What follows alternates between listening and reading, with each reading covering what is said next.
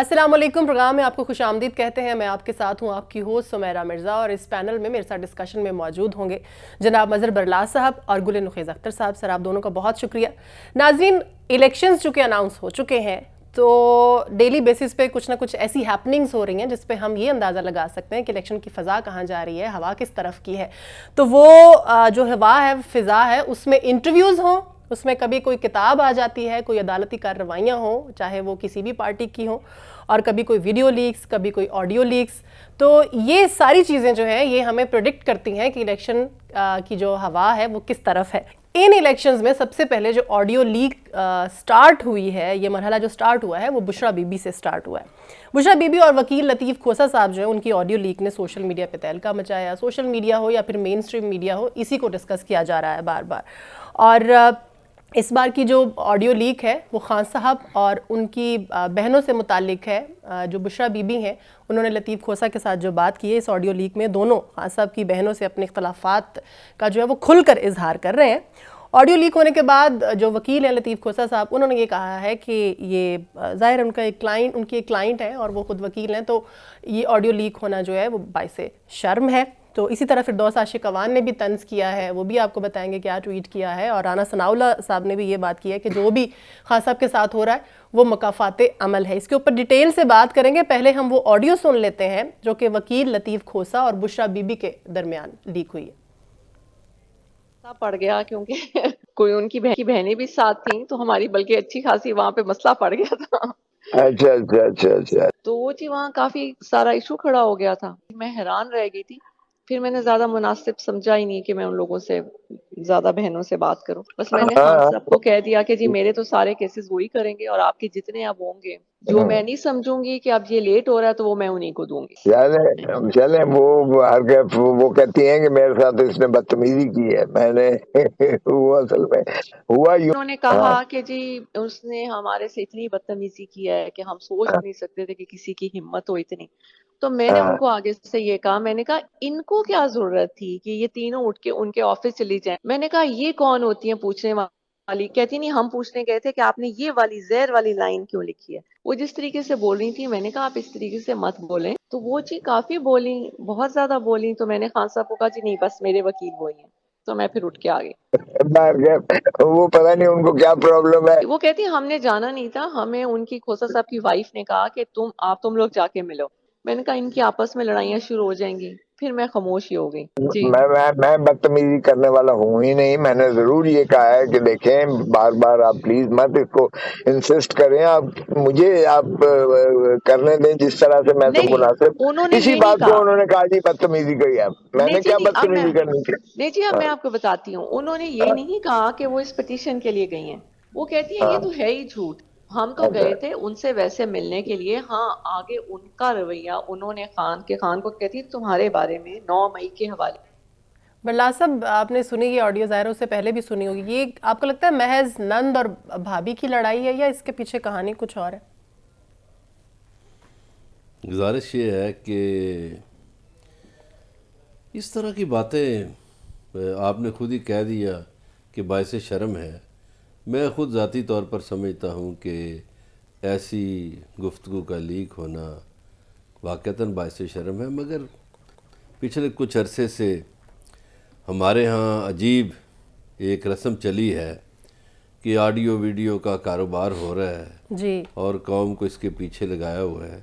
مجھے تو اس میں کوئی ایسی بات نظر نہیں آئی. اب یہ ہے کہ وہ وکیل صاحب اپنی تعریف کر رہے ہیں اور وہ جو بشریٰ بی بی ہے وہ اپنی تعریف کر رہی ہے، اور دونوں باتیں بھی کیے جا رہے ہیں.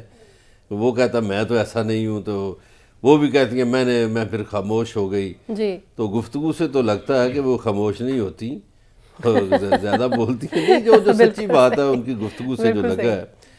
اب گزارش یہ ہے کہ یہ جب انٹرا پارٹی الیکشن کی بات شروع ہوئی، جی جی بالکل، تو پارٹیوں میں ظاہر ہے مختلف لوگوں سے اٹیچ ہوتے ہیں. تو ان کا خیال تھا کہ خان صاحب، ایک عورت کا خیال تھا کہ مجھے بنا دیں گے چیئرمین اور چیئر پرسن، یا دوسری کا خیال تھا کہ ان کو لگتا مجھے تھا بنا خاندانی دیں گے. سیاست کو برقرار رکھیں گے. لیکن عمران خان چونکہ ماروثی سیاست کے خلاف ہے اور انہوں نے اگر یہ اور کوئی پارٹی ہوتی تو شاید اپنے خاندان میں یہ چیئرمین شپ دے دیتے. کون سی پارٹی ہوتی؟ نون لیگ ہوتی ہے نا. کوئی بھی پارٹی ہوتی پاکستان نون لیگ میں تو ہم نے یہی دیکھا نا, نون لیگ تو نہیں، ایسے وہ تو باہر نہیں دیتے کسی کو بھی کوئی عہدہ. نہیں, نون لیگ کے علاوہ بھی پارٹیاں ایسی ہیں, وہ مذہبی جماعتیں بھی کچھ ہیں, کچھ سیاسی جماعتیں بھی ہیں جو خاندان سے باہر نہیں دیکھتی. لیکن یہ ایک اچھی انہوں نے بات کی کہ موروثی سیاست سے ہٹ کر انہوں نے ایک ڈیسیژن کیا. اب یہ خواتین ظاہر ہے یہ ان کی بیوی ہیں, وہ ان کی بہنیں ہیں, اور وہ چونکہ ان کا اور کوئی بھائی نہیں ہے, ایک بھائی ہے, تو وہ اپنے آپ میں وہ حق جتاتی ہیں کہ میں آپ کا بڑا قریب ہوں. مجھے ایک واقعہ یاد آ گیا پرانا. جی جی جی. یہ پرویز مشرف جب اقتدار میں آ گئے تو شریف خاندان کے آپ کو پتہ ہے سارے جو میل تھے وہ جیلوں میں تھے. تو ایک دن بیگم کلثوم نواز مجھے کہنے لگی کہ میں نے فلاں آدمی کو فون کیا. اچھا. اور کہنے لگی مجھے حیرت ہے کہ برے وقت میں کیا ہوتا ہے انسان کے ساتھ, کہ اس آدمی نے خود فون سنا. اچھا. اور میں اس کی آواز بھی پہچانتی ہوں, ہم نے ان پہ احسانات بھی بہت کر رکھے ہیں. تو اس نے کہا کہ جی میں وہ نہیں بول رہا, آپ نے غلط نمبر پہ فون کر دیا ہے. ٹھیک ہے. اچھا کہنے لگی. میں نے کہا اچھا چلو مان لیتے ہیں بھئی, شاید اس کی بات سچ ہو. میں نے پھر فون ڈائری کھولی اور دوبارہ چیک کیا اور پھر فون کیا. پھر وہ پہلے فون ہی نہ اٹھائے. میں نے کہا اچھا بھئی. پھر کو 2 گھنٹے بعد کہنے لگی میں نے پھر فون کیا تو وہ بندہ آگے سے بڑے غصے سے بولا, وہی بندہ ٹھیک ہے جس کو میں جانتی تھی. صحیح صحیح. ابھی بھی آپ کو ایک دفعہ نہیں کہا یہ نمبر غلط ہے, میں وہ نہیں ہوں جس کو آپ پہچاننے سے انکار کر دیا. دیکھیے بہت سی چیزیں سامنے آتی ہیں, ٹھیک ہے, بہت سے چہرے سامنے آتے ہیں. اب وہ جو جیل بھگت رہا ہے اور یہ باہر جو خواتین ہیں جی جی جی یہ ظاہر ہے. لیکن بڑلا صاحب بات یہ نا کہ یہ دونوں خواتین کا سیاست سے کوئی لنک ہی نہیں ہے نا. بشرا بی بی انڈائریکٹلی تو کہہ سکتے ہیں, ڈائریکٹلی تو نہیں ہے نا. ان کی بہنوں کا کوئی ایکسپیرینس ہے تو یہ لڑائی تو پھر فضول ہی بنتی ہے نا. سمیرا مرزا یہ دیکھیے یہ لڑائی تو نند اور بھابھی کی ہے. تو یہ ہمارے معاشرے میں اکثر اس طرح یعنی آپ کو یہ لگتا ہے کہ لڑائی ہوتی ہے نند اور بھابھی کی, یہ بات یہ ایسے ہی گفتگو چلا کے نا کسی نے جنہوں نے بھی چلائی ہے وہ میرا خیال قوم کا وقت ہی ضائع کیا ہے. مجھے تو اس میں سے کوئی ایسی کچھ ایسا نظر نہیں آیا. نخی صاحب آپ کو نہیں لگتا کہ جیسے کچھ عرصہ پہلے اسٹار پلس کے ڈرامے چلا کرتے تھے, ساس بھی کبھی بہو تھی, کہانی گھر گھر کی, سیم ٹپیکل ایک وہ ڈسکشن تھی, آپ اتفاق کرتے ہیں برلاس صاحب سے کہ اس میں کچھ بھی نہیں ہے؟ نہیں جی, میں اتفاق نہیں کرتا. جی جی. اور دوسری ایک بات یاد رکھیں, یہ وہ روایتی ساس نند اس کی نند اور بھابھی والی لڑائی نہیں تھی. اچھا. نند اور بھابھی کی ہمارے معاشرے میں لڑائیاں پتہ کیا ہوتی ہیں, وہ اس کو پیسے دیتا ہے, ادھر نہیں ٹائم دیتا, بھائی اس کی طرف ہو گیا ہے, ران مرید ہو گیا ہے, وہ برتن نہیں دھوتی میں دھوتی ہوں. یہ لڑائیاں عموماً جو نارمل گھروں میں چلتی ہیں. یہ لڑائی کچھ اور تھی. اس لڑائی میں حق ملکیت کا جھگڑا تھا, اوپر والے لیول. یس, کہ کس کا حق ہے. اور دوسری بات میں آپ کو بتاؤں, آڈیو لیکس جب ہوتی ہیں تو ہمیں وہ آڈیو بتانے کا بڑا شوق ہوتا ہے جو ہمارے مزاج سے لگا کھاتی ہو. جسٹس قیوم کی آڈیو تو ڈسکس ہوتی ہے, اس کے بارے میں کبھی سوال نہیں کیا جاتا وہ آڈیو کس نے ریکارڈ کی. صحیح. ان معاملات میں جو مزاج کے خلاف ہیں وہاں پہلا سوال یہی ہوتا ہے آخر آڈیو کس نے لیک کی. تو جو اپنے مزاج کی آڈیو ہو اس کے بارے میں یہ سوال نہیں اٹھتا. ویسے یہ سوال بھی ہے نخی صاحب, یہ کس نے لیک کی ہوگی ریکارڈ؟ جس نے جسٹس قیوم کی آڈیو ریکارڈ کی تھی, اس کا جواب یہ ہے. ٹھیک ہے. تو بات یہ ہے. باقی رہی بشرا بی بی کی بات, جی جی, میں یقین کریں اب دل سے آپ کو بتا رہا ہوں کہ اس وقت خان صاحب جس حال میں ہیں اس کی ذمہ دار بشرا بی بی ہیں. صحیح. جنہوں نے فرح گوگی کا نام لیں تو بشرا بی بی پیچھے سے نکل آتی ہیں. بالکل. آپ عثمان بزدار کا نام لیں تو فرح گوگی پیچھے سے نکل آتی ہیں. توشہ خانہ کا نام لیں تو بشرا بی بی پیچھے سے نکل آتی ہیں. القادر یونیورسٹی, انگوٹھیاں, ملک ریاض. تو اس وقت سب سے زیادہ تو نام لیا جا رہا ہے نا بشرا بی بی کا. جی جی. خدا کے لیے میری اگر کوئی بات سن رہا ہے ہمارے دوست کوئی پی ٹی آئی والے تو بچائیں خان صاحب کو. یہ اس خاتون کی, خان صاحب آج جس حال میں ہیں جہاں بیٹھے ہوئے ہیں وہ اس خاتون کی وجہ سے ہیں. میں یہ نہیں کہہ رہا خان صاحب کا قصور نہیں ہے، وہ چوچے نہیں بھی یہی بات کی، ٹھیک ہے، لیکن یہ سارے جو معاملات چل رہے ہیں خدا کے لیے ان کو دیکھیں کہ کون ان کے پیچھے ہے، یہ کیوں بار بار نام آ رہا ہے، کبھی مذہب کا نام لے کر، کبھی خوابوں کا نام لے کر، کبھی جادو کا نام لے کر، کبھی ٹونے کا نام لے کر، کبھی موکلات کے نام لے کر ملک کی سیاست میں انٹر ہوئی ہیں، کبھی جھانسا آپ دیکھیں کہ مجھ سے شادی کریں گے تو آپ وزیر اعظم بن جائیں گے۔ او بھائی جو حالات چلتے ہیں نا ان سے پہلے ہی پتہ چل جاتا ہے، پیشن گوئیاں آج ہم بیٹھ کے نہیں کر رہے کہ میاں نواز شریف اگلے وزیر اعظم ہوں گے، یہ پیشن گوئیاں ہمارے پاس کوئی جنات یا موکلات ہیں، بچے کو پتہ ہے، وہ حالات دیکھ رہا ہے، ماحول دیکھ رہا ہے، ہوا دیکھ رہا ہے، اور اس سے اندازہ لگایا جاتا ہے۔ تجزیہ یہی ہوتا ہے نا، لیکن اس وقت بھی یہی تجزیہ تھا، جو حالات اور واقعات چل رہے تھے اس میں جو سینئر تجزیہ کار تھے، جو سوچنے سمجھنے کی عقل اور فہم رکھتے ہیں، وہ یہی کہہ رہے تھے کہ اقتدار اس دفعہ ان کے پاس آئے گا، عمران خان کے پاس آئے گا۔ بالکل صحیح۔ سو ان معاملات میں بشرا بی بی کا جو کردار ہے، آج خان صاحب جس حالت میں جس جگہ پر ہیں اس کی واحد ذمہ دار ہیں بشرا بی بی، اس کو آپ مانیں یا نہ مانیں۔ بلا صاحب یہ جو بات ابھی نقیص صاحب کر رہے ہیں کہ جو بھی حالات ہیں اس وقت خان صاحب کے، اس کی ذمہ دار بشرا بی بی ہیں، فردوس عاشق اقوام تو بالکل الگ ہو گئی نا ان سے، انہوں نے بھی یہی بات کی ہے۔ تو یہ جو چیئرمین شپ جو ہے وہ باہر گئی ہے خاندان سے، آپ کو کیا لگتا ہے یہ موروثی سیاست سے بچنے کے لیے خان صاحب نے چیئرمین شپ باہر دی ہے، یا پھر ریزن یہی ہے جو نقیص صاحب کہہ رہے ہیں، خان صاحب کو آئیڈیا ہو گیا کہ بشرا بی بی جو ہے نا ان سے اب دور رہنا چاہیے یا ان کو ان معاملات میں دوبارہ سے نہیں انوالو کرنا چاہیے؟ نہیں، وہ تو نقیص صاحب کو آئیڈیا ہوا ہے، خان صاحب کو تو آئیڈیا نہیں ہوا۔ میں یہی پوچھنا چاہ رہی ہوں خان کیونکہ چیئرمین صاحب کے شپ باہر آئیڈیا گئی سے ہے تو نا۔ ابھی نہیں، چیئرمین شپ دیکھیے باہر، وہ تو کہتے ہیں کہ موروثی سیاست کے ہم قائل نہیں ہیں، اچھی بات ہے، موروثی سیاست نہیں ہونی چاہیے پاکستان میں۔ جماعت اسلامی اچھا، برلاس صاحب فردوس عاشق اقوام صاحب ہمارے ساتھ موجود ہیں، ان سے ہم بات کر لیتے ہیں۔ فردوس صاحب بہت شکریہ آپ کے وقت کا، آپ کے ٹویٹس بھی ہم نے پڑھے، آپ کا یہ کہنا، ہم بھی اسی پر ڈسکشن کر رہے ہیں کہ جتنے بھی ایشوز ہیں، جتنی بھی پرابلمس ہیں، خان صاحب کے ساتھ ابھی گل نقیض اختر صاحب بھی ہمارے ساتھ موجود ہیں، انہوں نے بھی یہی کہا ہے کہ جتنی بھی پرابلمس ہیں، جو حالات ہیں اس وقت خان صاحب کے، وہ جو ہے وہ بشرا بی بی کی وجہ سے ہیں۔ آپ نے بھی یہی بات کی ہے، جب آپ پارٹی میں تھیں تب آپ کو ان چیزوں کا احساس تھا؟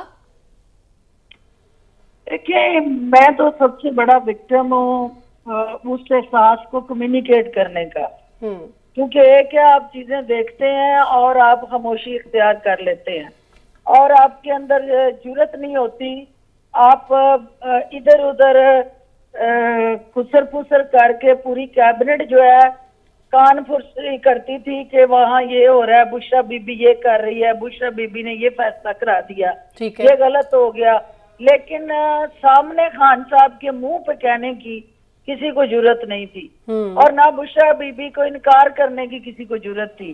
تو یہ اللہ نے حوصلہ اور یہ سکت مجھے ہی دی تھی کہ میں نے اس وقت نہ صرف بشرا بی بی کو انکار کیا بلکہ فرح گوگی کو بھی اس کی اوقات فکس کرتے ہوئے یہ بتایا تھا کہ بھئی مجھ سے پوچھ سکتا ہے میرا پرائم منسٹر جو میرا لیڈر ہے، میرا باس ہے، اس کی دکیاں تکیاں یہ سٹپنیاں ادھر ادھر کی مجھ سے سوال و جواب نہیں کر سکتی، کیونکہ میں اس کو آنسریبل ہوں، اور جو جس کو مجھ سے جو کہنا ہے وہ ان کے ذریعے کہ and he is entitled to ask and order me, not the first lady۔ تو انہوں نے میری پھر خان صاحب کو شکایت لگائی تھی، اچھا، میں نے ان سے مس بہیو کی ہے، میں نے ان سے روڈلی بات کی ہے، اور میں نے ان کو پراپر رسپیکٹ پے نہیں کی۔ ڈاکٹر صاحبہ، جی ڈاکٹر صاحبہ، میرا نام مظہر برلاس ہے، گزارش یہ ہے کہ آپ وہ بھی بتا دینا جو آپ نے ایک میسج کیا تھا کہ پنجاب میں جو اس وقت کارستانیاں ہو رہی تھی اور جو کرپشن کا کھیل ہو رہا تھا، اس پہ ایک لمبا چوڑا میسج بھی آپ نے کیا تھا، وہ بھی ذرا بتا دیں۔ بھائی میں پہلے تو شکر گزار ہوں کہ آپ ادھر بیٹھے ہیں تو میری گواہی دینے کے لیے تیار ہیں کہ جتنی دکھ اور میری تکلیف پہ صورتحال ہوتی تھی وہ آپ سے میں ڈسکس کرتی تھی بینگ اے بردر، کہ مجھے کدھر لا کے پھنسا دیا ہے، کیونکہ پی ٹی آئی میں لانے والے بھی آپ ہی تھے، تو بھی مجھے کہاں پھنسا دیا اور میں کیا کروں۔ تو حالات یہ تھے کہ آپ اللہ کو حاضر ناظر جان کے کہیں کہ کیا آپ نے نہیں کتنی دفعہ انہیں یہ نشاندہی کی تھی کہ یہ تباہی کا راستہ ہے، اور یہ بشرا بی بی اور فرح گوگی اور عثمان بزدار جو کچھ کر رہے ہیں یہ نہ پارٹی کے مفاد میں ہے نہ ملک کے مفاد میں ہے، اور نہ ہماری سیاست کے مفاد میں ہے. پی ٹی آئی کا جو جدوجہد تھی, جو پی ٹی آئی کو اور کارکنان کو اللہ نے ایک موقع دے دیا تھا, وہ اس خاتون نے اپنی خواہشات کی بینٹ چڑھا دیا اور اپنے ارمان پورے کرتے کرتے پوری قوم کو حسرتوں میں بدل دیا. ڈاکٹر صاحب میں گزارش کرنا چاہوں گا, ایک سوال پوچھنا ہے آپ سے کہ آپ کو نہیں پتا تھا کہ خان صاحب بشرا بی بی کی بات مانتے ہیں؟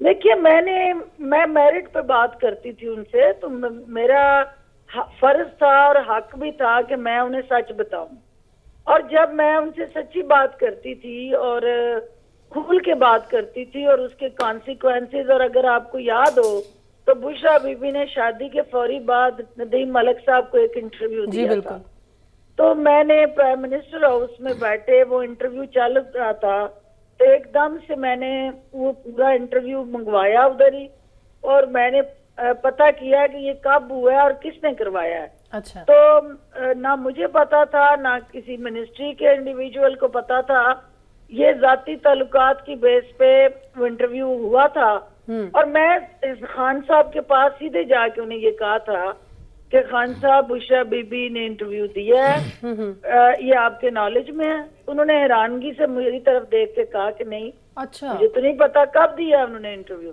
میں نے انہیں بتایا کہ وہ انٹرویو اس طرح ندیم ملک صاحب نے کیا ہے, یہ ڈسکشن اس میں ہوئی ہے, تو میں آپ کو واٹس ایپ کرتی ہوں, آپ وہ ذرا سن لیجئے گا تو میرے لیے کیا حکم ہے, کیونکہ اب اس پہ ڈسکشن ہونی ہے, بات ہونی ہے. اور وہ جو انہوں نے نیریٹو دیا ہے, کیا ہم نے اس کو سپورٹ کرنا ہے, اپوز کرنا ہے, ایز اے پارٹی ہم کدھر کھڑے ہیں. ٹھیک ہے. تو انہوں نے کہا پہلی بات تو یہ ہے کہ انٹرویو اس نے دیا کیوں, اور میں نے کہا جی یہ مجھے تو اتھارٹی نہیں ہے کہ میں پوچھوں, یہ تو آپ نے پوچھنا ہے. صحیح. تو انہوں نے کہا جی بالکل, آپ آج کے بعد اگر وہ she is not allowed to appear on media, اور آپ کی طرف سے اپنی منسٹری کو کہہ دیں, آپ بھی سن لیں کہ ان کو اجازت نہیں ہے میڈیا پہ جانے کی میری طرف سے. اچھا. اور اس انٹرویو کو اب تم ریپیٹ ہونے سے روکو. میں نے کہا جی وہ تو چینل کی پالیسی ہے, میں تو نہیں روک سکتی, لیکن آئندہ کے لیے ہم دیکھ لیتے ہیں. پھر آپ نے دیکھا کہ وہی ایک انٹرویو تھا, اس کے بعد کوئی انٹرویو نہیں ہوا. ڈاکٹر صاحب آپ نے آج جو ٹویٹ کیا ہے اس میں آپ نے کہا فقیر, اسیر اور اس قسم کے کافی آپ نے یوز کیے, مشیر, اسیر, اور وہ جو سارا بڑا دلچسپ آپ نے ٹویٹ کیا. سوال یہ ہے ایک طرف آپ یعنی زرداری صاحب کے خلاف ہیں, پھر آپ نے مریم نواز کو راج کماری کا تانا دیا, پھر آپ نے اس کے بعد پی ٹی آئی جوائن کی, پھر آپ نے ان کو بھی نہیں چھوڑا اور خان صاحب کو بھی اب آپ نے نہیں چھوڑا, تو یہ سلسلہ کہاں جا کے رکے گا؟ پہلی بات تو یہ ہے کہ خان صاحب کو کیا کہا, کیا یہ سچ نہیں ہے کہ اس وقت میں وہ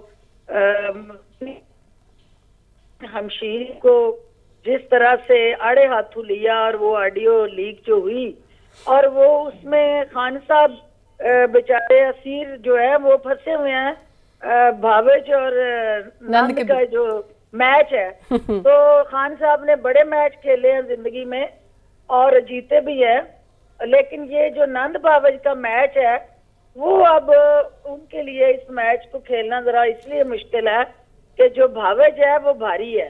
اچھا. اور اس میں وزیر اعظم ہاؤس کی بربادی کے بعد اب انہوں نے بیڑا جو ہے وہ خاندان کی بربادی کا اٹھایا, اس میں کون سی بری بات ہے؟ فردوس عاشق صاحبہ, اگر بھاوج بھاری ہوتی ہیں تو چیئرمین شپ شاید ان کے پاس ہوتی ہے. مجھے آپ سے یہ پوچھنا ہے کہ ہر بندہ جو ہے, اسپیشلی جو پولیٹیشنز ہیں, ان کے اوپوننٹ بھی جو ہے خان صاحب کے, وہ بھی یہی کہہ رہے ہیں کہ جو اس وقت حالت ہے خان صاحب کی وہ بشرا بی بی کی وجہ سے ہے. آپ کو لگتا ہے کہ خان صاحب کو بھی اس بات کا احساس ہو گیا ہے کہ جو کچھ بھی ان کے ساتھ ہو رہا ہے یا آگے جو ہونے والا ہے وہ بشرا بی بی کے جو ڈیسیژنز تھے یا جو ان کی بات مانتے تھے اس کی وجہ سے ہے؟ دیکھیں جی, پہلی بات تو یہ ہے کہ یہ سوالیہ نظام ہے کہ وہ موکل جو اس وقت انہیں جو ہے وہ ڈیسیژن دینے میں مدد دیتے تھے اور آنے والے وقت کے تبلے بجا دیتے تھے اور آنے والے وقت کے حوالے سے انہیں آگاہی دیتے تھے, معلومات دیتے تھے, اور جس کی بیس پہ ان کی جو پیری مریدی کا رشتہ جو تھا وہ مضبوط سے مضبوط ترین ہوتا جا رہا تھا. تو وہ موکل جو ہے وہ اب شہادت کے کس رتبے پہ فائز ہوئے ہیں, وہ کدھر ہے؟ ان موکلات کا جو ہے اس وقت جو ہے وہ वजूद किधर है। और वो मौकलात जो जिनकी बेस पे वहाँ सारा जो है वो बशारतें दी जाती थी, जी जी, तो वो मौकलात को कौम जो है ढूंढ रही है। वजारत उज़्मा का फैसला हुआ उस पे। जी जी, हो सकता है मौकलात भी पार्टी चेंज कर गए हों। प्रेस कॉन्फ्रेंस किए बगैर। मौकलात जो है वो अब सिर्फ एक ही, वो सबसे बड़ा मौक्कल जो खावर मनिका था वो अब पावर मनिका में बदल गया है।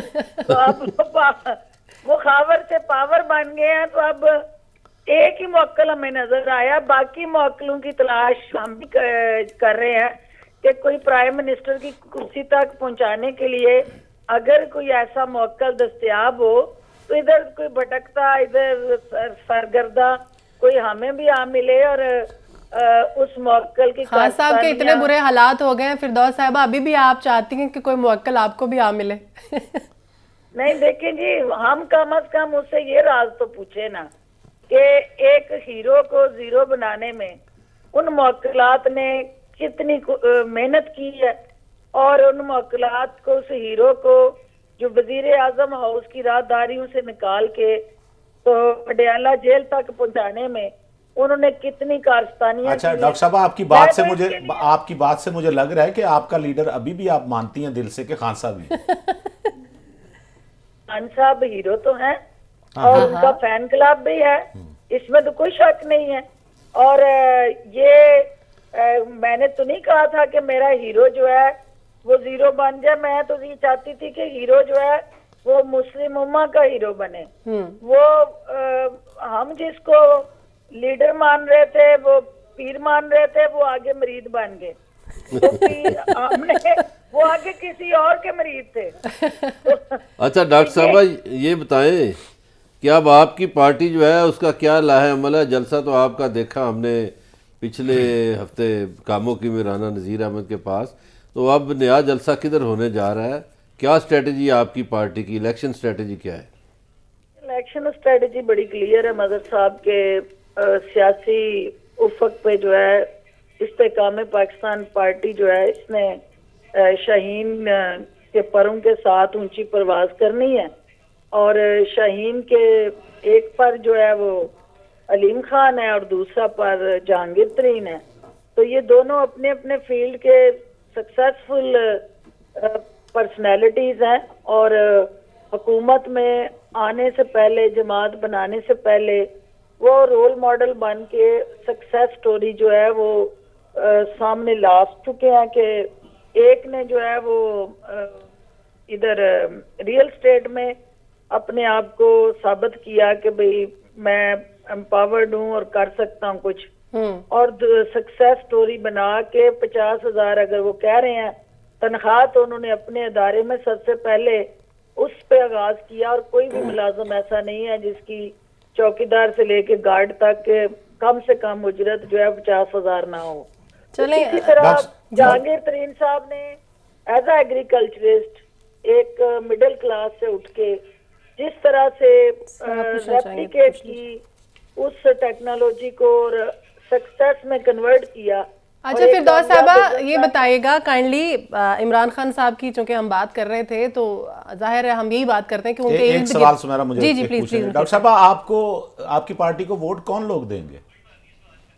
हर वो शख्स वोट देगा जिसके माथे के ऊपर मुहिब्बे वतन पाकिस्तानी लिखा हुआ है और जो दिलो जान से पाकिस्तान से मोहब्बत करता है और इस मुल्क में तसादम, टकराव, खैंचातानी की सियासत से निकल के, इंतशार की सियासत से निकल के इस मुल्क को यकजा करके फहमो फरासत, वजादारी और रख रखाव की सियासत करना तो डॉक्टर साहब, आपने हर पार्टी में यही कहा कि हमें कोई वोट देगा, तो वो इसी किस्म के आपने जज्बात का इजहार किया।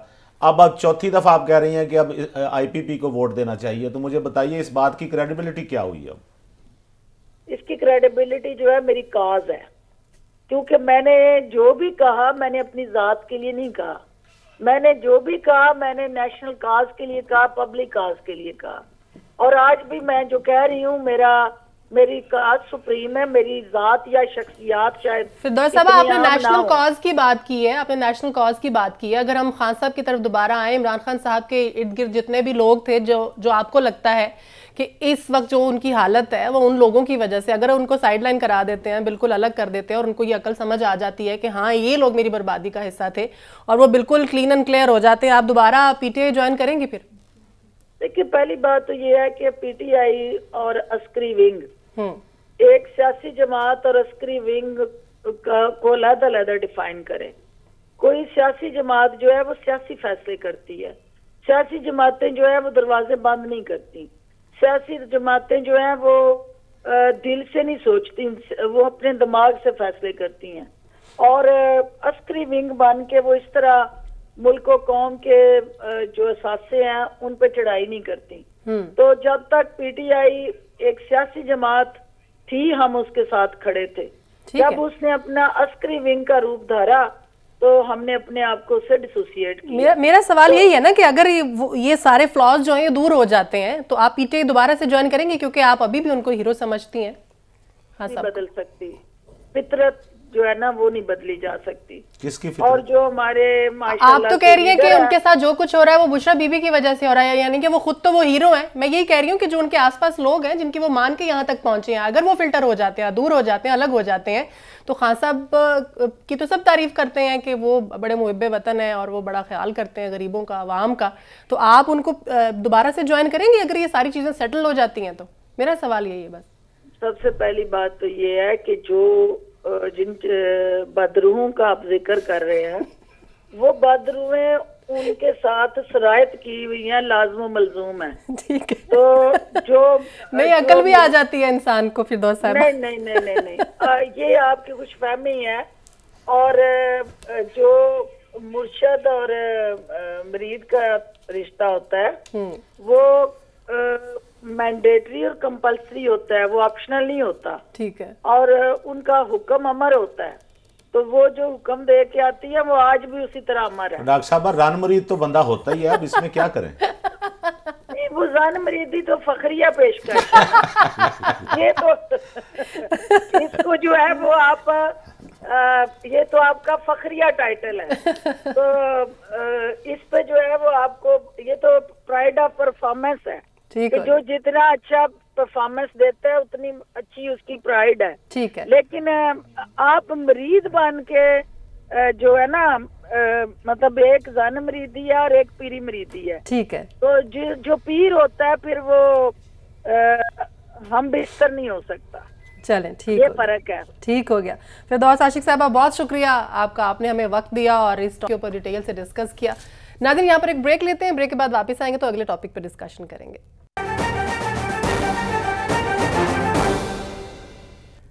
Welcome back. नून लीग के बाद पाकिस्तान पीपल्स पार्टी भी ये बलोचिस्तान में एक्टिव हो गई है। जरदारी साहब जो हैं उन्होंने मिशन बलोचिस्तान शुरू कर दिया है। साबिक वज़ीर आला बलोचिस्तान मीर अब्दुल कुद्दूस बजिंजो ने साथियों समेत पीपल्स पार्टी में शमूलियत का ऐलान किया है। जरदारी साहब ने बिलावल भुट्टो साहब की सियासत पे कुछ पॉजिटिव बातें की हैं मिली जुली, और इसी तरह से कोयटा में भी जो योम तासीस के जलसे से खिताब किया है बिलावल भुट्टो साहब ने। इन दोनों का जलसों से खिताब करते हुए क्या कहना था आपको सुनवाते हैं, फिर आते हैं वापस। खजाना का जिम्मेदार वो फेल हो चुके और पाकिस्तान भर में वो आज मुस्लिम लीग नहीं, पाकिस्तान महंगाई लीग से पुकारे जा रहे हैं। पाकिस्तान के अवाम को मालूम है कि ये सियासत के शोबाज है। 18वीं तरमीम के खिलाफ बोले वाले कहना क्या चाहते हैं? वो कहना ये चाहते हैं कि हम बलोचिस्तान के वसाइल पे डाका मारेंगे, पंजाब के वसाइल पे डाका मार के ये तमाम मसाइल इस्लामाबाद में बैठे हुए जो बाबू हैं उनके लिए होंगे। इंशाअल्लाह ताला मेरे जियाले पूरे मुल्क को, पूरी दुनिया को फरवरी 8 पे सरप्राइज देंगे। जियाला वजीर आजम भी बनाएंगे, जियाला वजीर आला भी होगा। कुछ लोग उसको उसकी वालदा से जानते थे, कुछ लोग उसको अपने वालिद से जानते थे, कुछ लोग उसको उसके नाना से जानते थे, मगर आज लोग उसको अपनी शनाख्त से जानते हैं। हर मौसम में, हर दौर में हमने बिलावल की सपोर्ट करनी है, उसकी हमने तरबियत करनी है, और जो हमें आता है वो उसको ट्रांसफर करना है। बिलावल को हमने यूथ का, आपका, आने वाले कल का लीडर बनाना है और उसको सपोर्ट करनी है। बड़ा साहब, पिछले कुछ दिनों से हम सुन रहे हैं और तज्जिया भी हो रहा है बहुत सी जगहों पे कि बाप और बेटे में कुछ क्लैशेस हैं, कुछ डिफरेंसेस हैं। आज ये जो 2 डिफरेंट जगहों पे उन्होंने खिताब किया, आपको लग रहा है कि ये तासुर ज़ायल हो गया कि बाप बेटे में डिफरेंसेस हैं, या जलसा इसी कोशिश में था?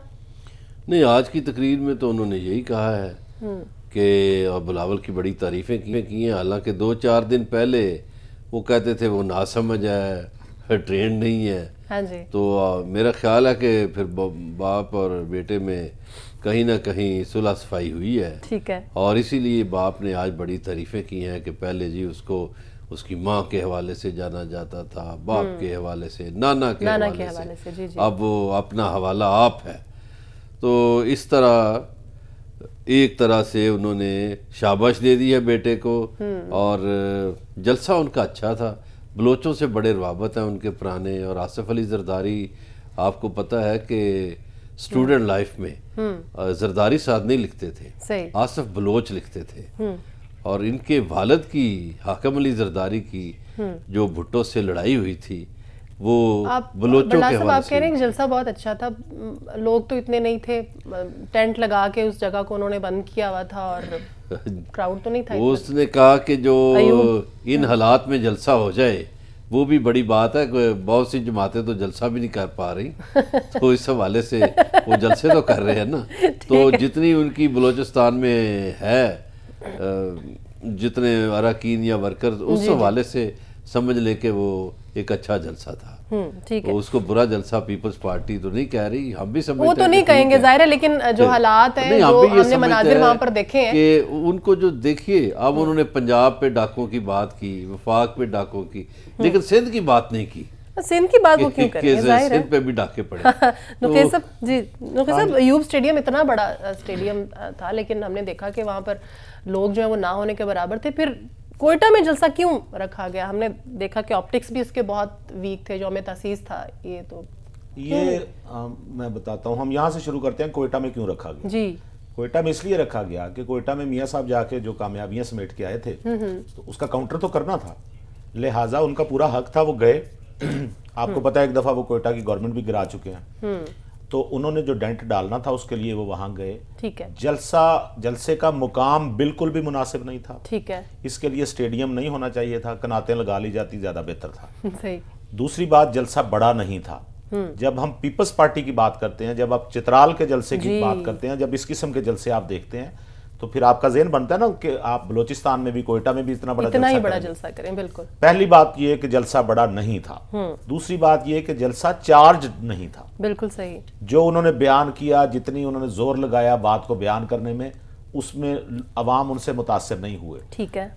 जो पार्टियां, जाहिर बात है, उन्होंने बजिंजो साहब से जो शामिल हुए, कुदूस साहब, बिल्कुल, तो वो कुछ लोगों को तो इन्होंने इन्वॉल्व किया वहां, लोग आए भी, जलसे में आए जितने भी आए, लेकिन लोगों ने उन बातों पे तवज्जो नहीं दी। अभी जैसे बात हुई कि सिंध की बात तो उन्होंने की नहीं। जी जी। कि सिंध ने क्या डाके मारे हैं, लिहाजा डाके सिर्फ पंजाब। आप एक और बात नोट करें, केपी की भी बात नहीं की उन्होंने, इसलिए कि जहां जहां उन्हें लगा कि उनके लिए कहीं कहीं खतरा है, वहां उन्होंने बात कर दी, और लोग अब इन बातों पे यकीन नहीं रखते। ठीक है। आपने ये कहा, बिलावल साहब ने, कि जी ये जो महंगाई लीग है, आप किस हुकूमत का हिस्सा थे? बिल्कुल। आप उसका हिस्सा नहीं थे, हुकूमत में बैठ के आप गए हैं। और उस पीडीएम की हुकूमत जो थी वो सिर्फ नून लीग की थी, सबकी थी। मैं बार बार इनको ये कहता हूं कि आप लोगों का शुक्रिया, आपने हुकूमत संभाली एक टोले से, और आपने मुल्क को डिफॉल्ट होने से बचाया। बिल्कुल सही। लेकिन आप महज इलेक्शन जीतने के लिए अपने नारों में ये जाहिर कर रहे हैं कि गोया आपसे हुकूमत संभाली नहीं गई। बिल्कुल सही। बरला साहब, आप तो कह रहे थे कि बहुत बड़ा, बहुत अच्छा जलसा था। मैं ये नुखैर साहब से भी ये बात बताता हूं, मैंने क्यों अच्छा जलसा कहा। जी जी। देखिए, हर सूबे की सियासत के डायनामिक्स अलग हैं। बलूचिस्तान में हमारी सियासी जमातें इतने बड़े जलसे नहीं कर पाती।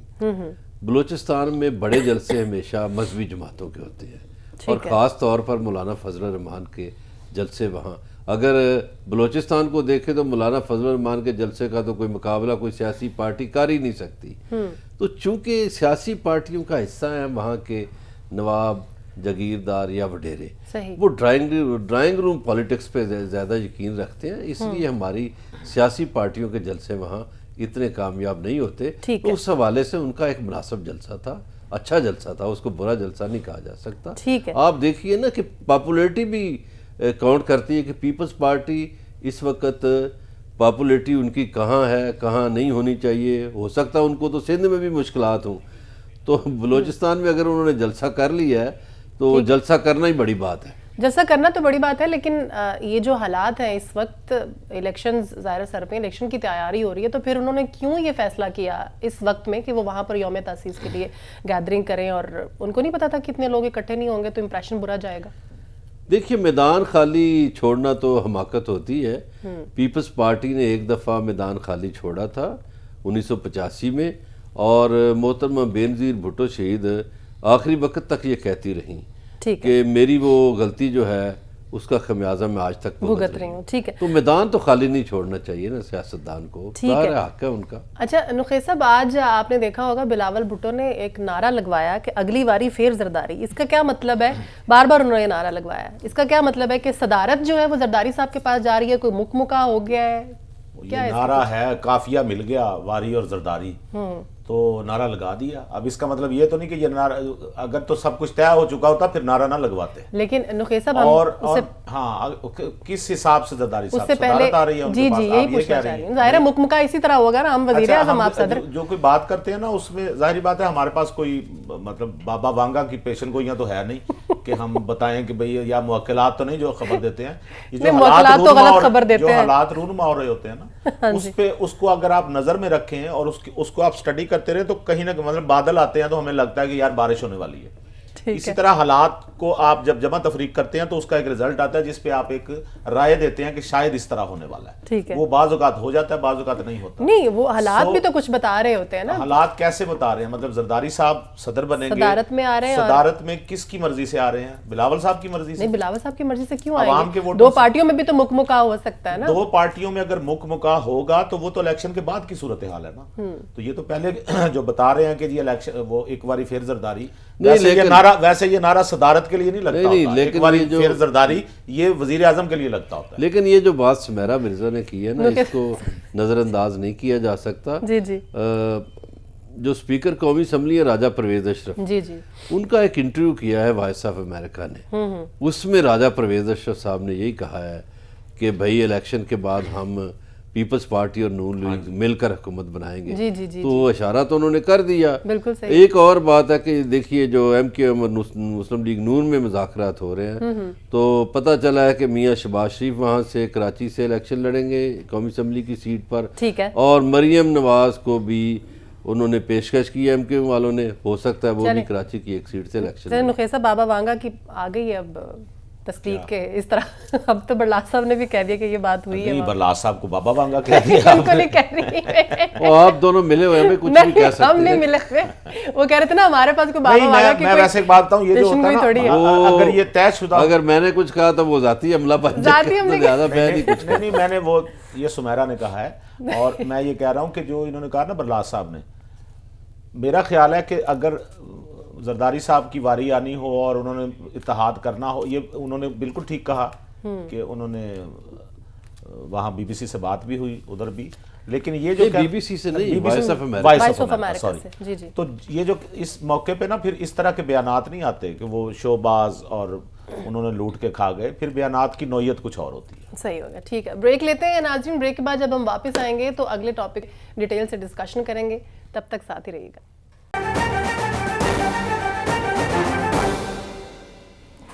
Welcome back. Avenfield reference, کل اس طویل کہانی کو عدالت میں ختم کر دیا گیا. نواز شریف کی 11 سال کی سزا کا فیصلہ کالعدم قرار دے دیا گیا, یعنی میاں صاحب کو ریلیف سے بے پناہ نواز کر ایون فیلڈ کی کتاب کو بند کر دیا گیا.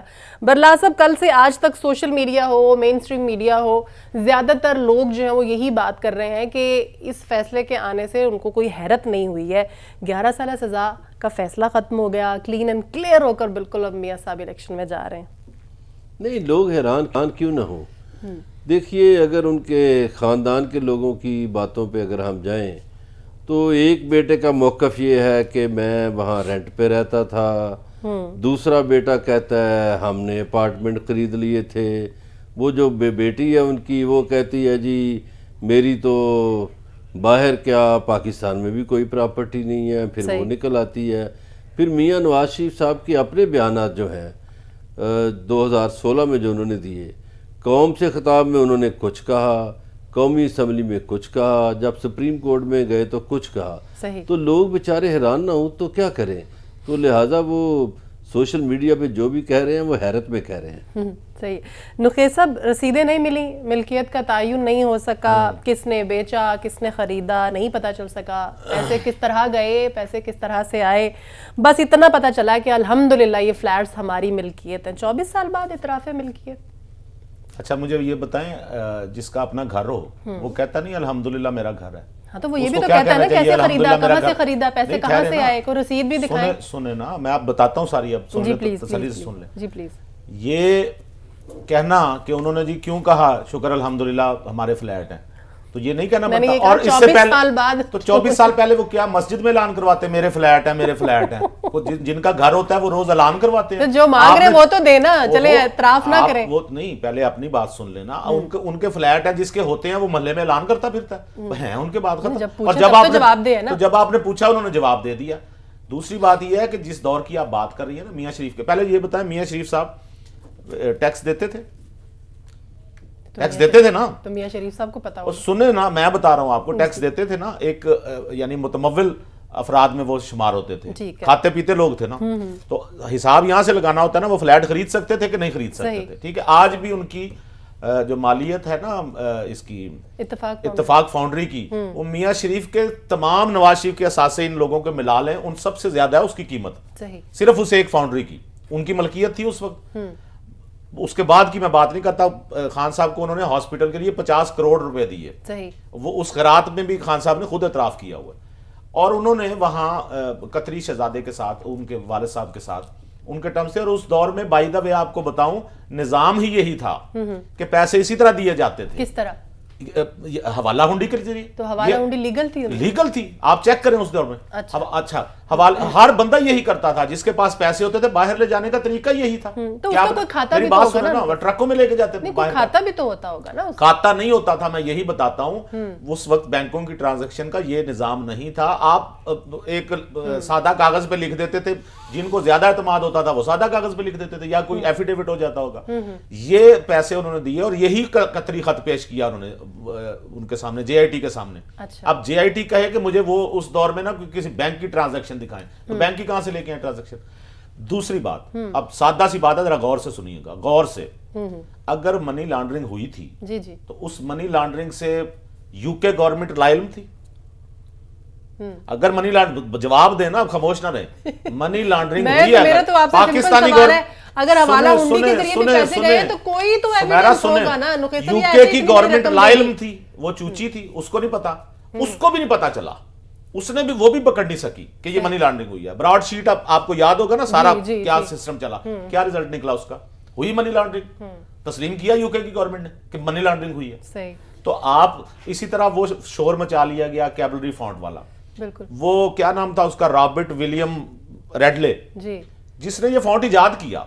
وہ جے آئی ٹی کے سامنے پیش ہوتا ہے اور جے آئی ٹی سے کہتا ہے کہ یہ جو کیبلری فونٹ ہے یہ اویلیبل تھا. جو خود اس کا خالق ہے وہ جے آئی ٹی میں گواہی دیتا ہے کہ یہ اویلیبل تھا. بیٹا ورژن میں, اگر آپ ویسے جو لوگ سمجھتے ہیں اس چیز کو آئی ٹی کی, تو جو اس کا بیٹا ورژن تھا, بیٹا ورژن میں اویلیبل تھا, کوئی اس کو ڈاؤن لوڈ کر سکتا تھا.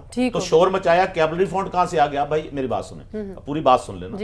اس لیے ایون فیلڈ میں یہ کہنا, یہ قطری شہزادوں کی ملکیت تھے, پھر سمجھیں, شاہی خاندان کی ملکیت تھے, ان سے شریف فیملی نے خریدے, ان کے اپنا جو میاں شریف صاحب تھے, اور انہوں نے بچوں کو خرید کے. ٹھیک ہے نقیب صاحب, میرے پاس ٹائم کم ہے, میں اس پہ برلاس صاحب کا بھی ویو لینا چاہوں گی. برلاس صاحب آپ کو کیا لگتا ہے, یہ جو بھی دلیلیں ہیں, جو بھی چیزیں ہیں, مطلب ایک رسید نہ ہونا, اتنی بڑی رقم ہے, وہ کہاں گئی, کیسے گئی, اس کا کوئی بھی ایویڈنس نہیں ہے, کچھ بھی نہیں ہے. بڑی سادہ بات ہے, جو شریف خاندان کو نہیں پتا چل سکا, نواز شریف کو نہیں پتا چل سکا, وہ گل نخیز اختر کو پتہ یہ پتہ ہے، ساری چیزیں موجود ہیں. اور سپریم کورٹ کے جج پاگل تھے، ساری یہی چیزیں دی گئی ہیں. قطری خط بھی نظر انداز کیا، یہ تو طے شدہ تھا، سزا طے تھی، اسی لیے قطری خط کو نظر انداز کیا گیا. دیکھیں آپ کی گفتگو خاموشی سے سنی، آپ سنیں. جتنی منی لانڈرنگ پوری دنیا میں ہوتی ہے اکیلے لندن شہر میں ہوتی ہے. یہ آپ کو پتہ ہی نہیں حقائق کا. وہ نواز شریف نہیں بیان کر سکا جو انہوں نے بنا کے بیان کر دیا. یہ سارا اس میں بیان کیا ہوا ہے. آپ ان کے ڈیٹیل سے مقدمہ پڑھیں تو آپ کو پتا چلے کہ اس میں ساری چیزیں بیان کی ہوئی ہیں. نخیز صاحب جتنی سمپل طریقے سے آپ نے اس بات کو میں نے سمپل آپ کو سمجھانے کے لیے بتایا.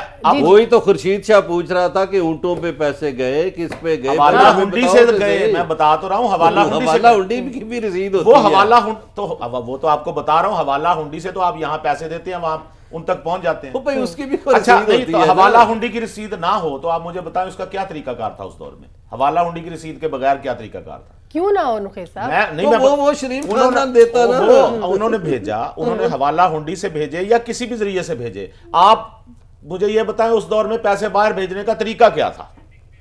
وہ طریقہ پیسے بھیجے ہی نہیں گئے. اچھا کیا کیا کیسے شریف، اچھا میاں شریف پہ کیسے الزام آپ نے لگا دیا کہ میاں شریف کی ملکیت ہے نا؟ میاں شریف کی کیا ملکیت؟ عابدہ حسین کی کتاب پڑھیں، میاں شریف کیا کرتے تھے، ٹیوب ویل ٹھیک کیا کرتے تھے، ان کی کتاب ہے عابدہ حسین کی، وہ پڑھیں. تو یہ کب کی بات ہے جناب؟ آپ پڑھ کے آئے نا ان کی عابدہ حسین میں کتاب کیوں پڑھوں؟ میرے سامنے کی بات ہے. میاں شریف عابدہ حسین نے کتاب لکھی ہے، اس کتاب کو چیلنج کریں. کبھی اس بات سے انکار نہیں کیا کہ اس خاندان نے محنت کی ہے، اس بات سے کبھی انکار نہیں کیا. اور دوسرا جو انہوں نے آپ نے خاندان کے باقی لوگوں کے ساتھ کیا، وہ عامر متین کی سٹوریاں پڑھ لیں، آپ کو سمجھ آ جائے. وہ جے آئی ٹی بھی دیکھ لیں. ٹھیک ہے، یہ جو صندوق تھے نا جے آئی ٹی کے صندوق تھے، وہ جنہوں نے الزام لگائے ہیں انہی کے تابوت بن گئے ہیں. تو کھولنے نہیں دیا گیا. ٹھیک ہو گیا جی. بہت شکریہ مظہر برلاس صاحب، نخیز اختر صاحب. ویسے میں یہ کہنا چاہوں گی کلوزنگ میں کہ اتنی ڈیٹیلز جو ہے وہ نواز شریف صاحب نے بھی نہیں دی ہوگی اس کیس کی جتنی آج ہمیں نخیز اختر صاحب نے دریا کو کوزے میں بند کر کے فٹافٹ سے ہمیں بتا دیا کہ یہ ایون فیلڈ والا جو ریفرنس ہے اور یہ فیصلہ جو ہے کیسے قلعدم ہو. خیر آج کے پروگرام سے اتنا ہی. اپنی ہوسٹ سمیرہ مرزا کو اجازت دیجیے. خیال رکھیے گا. اللہ حافظ.